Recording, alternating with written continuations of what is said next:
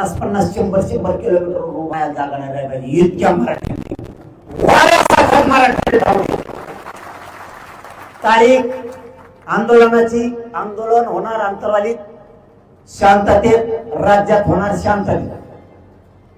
अंतर्वालीत आंदोलन होणार. मी 30 मेला अंतर्वालीत आम्हाला उपोषण सुरू करतो. 30 मेला तारीख आपली डिक्लेअर झाली. त्याच्याशिवाय आपल्याला पर्याय नाही. 30 जूनला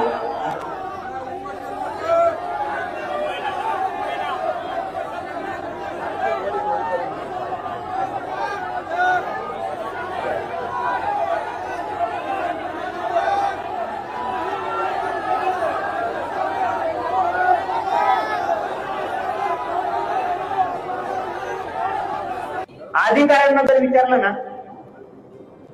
कुणबी प्रमाणपत्र हैदराबादच्या गॅझेटेनुसार द्या, ते म्हणते सरकारनं सांगितलंय आम्हाला देऊ ना. मग याला जबाबदार कोण? देवेंद्र फडणवीस साहेब, दुसरा कोणी नाही. त्याचं कारण पण सांगतो लगेच. मी पहिल्यांदा सांगितलं त्यांचा काही विरोधक नाही, पण जे सत्य ते मी सांगणार. त्याचं कारण असं आहे, एक 4-5 महिन्यापूर्वीचं भाषण बघा तुम्ही फडणवीस साहेबांनी. फडणवीस साहेबांनी एक 4-5 महिन्यापूर्वी अधिवेशनात भाषण केलं. मंत्र्याला किंमत नाही असं ते म्हणले. मुख्यमंत्री सर्वसाधारण. मग आमचे प्रमाणपत्र सुद्धा तुम्हीच रोखले. आता बोध का नव्हते. भाग दुसरा, पहिला अगोदर क्लिअर करू की हैदराबादचं गॅझेटियरचा DR काढला, त्याची अंमलबजावणी पण सरकारनं केली. त्याचं कारण असं की सरकारनं एक जाहीर स्टेटमेंट केलंय. 308 कुणबी प्रमाणपत्र गॅझेटियर प्रमाणे निघाले. याचा अर्थ हैदराबादचा DR लागू झाला, अंमलबजावणी झाली. त्याचा अर्थ असा आहे. पण तिथून पुढचे प्रमाणपत्र का दिले नाही?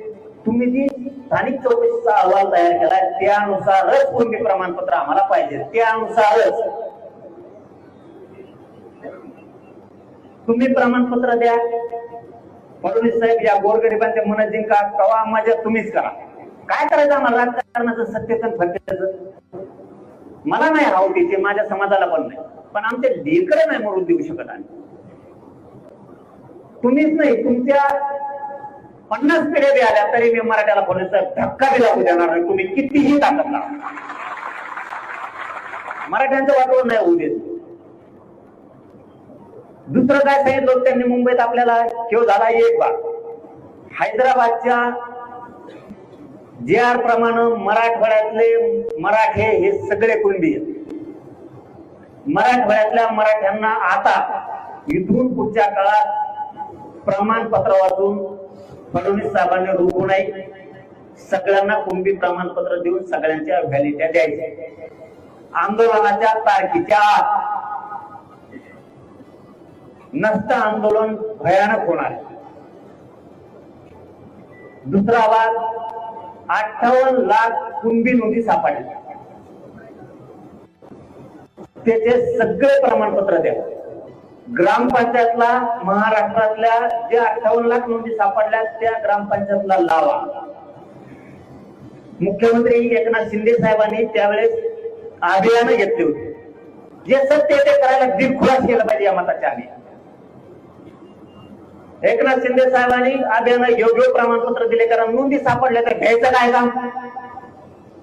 तसंच फडणवीस साहेबांनी करावं ही आमची इच्छा आहे. मी आजच बोल बोलतोय, आंदोलनाच्या तारखेच्या आत जर तुम्ही केलं नाही तर तुम्ही सगळे व्यापाट्यावर घेतले म्हणून समजा. फडणवीस साहेबांसहित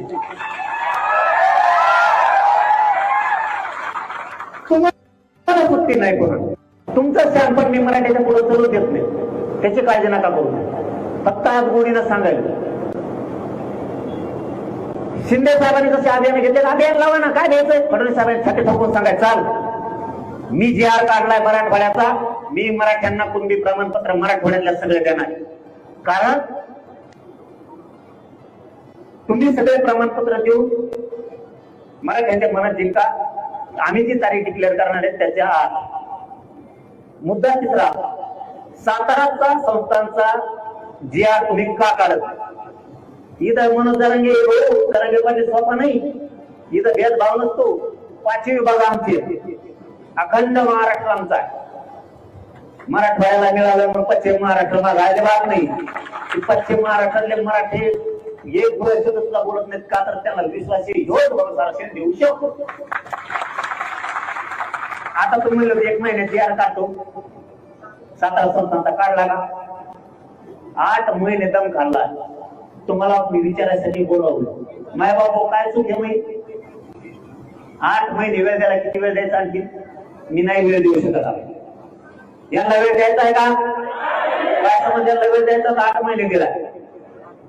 सातारा संस्थांचा, कोल्हापूर संस्थांच्या गॅझेटियरचा, आम संस्थांच्या गॅझेटियरचा जी आर काढून त्याची अंमलबजावणी पाहिजे. पण चौथा मुद्दा, 1994 ला जसा जी आर काढला त्या धर्तीवरती सातारा संस्थांचा हैदराबाद गॅझेटियरचा, म्हणजे त्या जी आर मध्ये हैदराबादचं गॅझेटियर सुद्धा घ्यायचं. या तिन्ही गॅझेटियर मध्ये सातारा संस्थान, कोल्हापूर संस्थान, औंध संस्थान आणि पुणे संस्थान या संस्थांचा जो जे आर निघणार आहे तो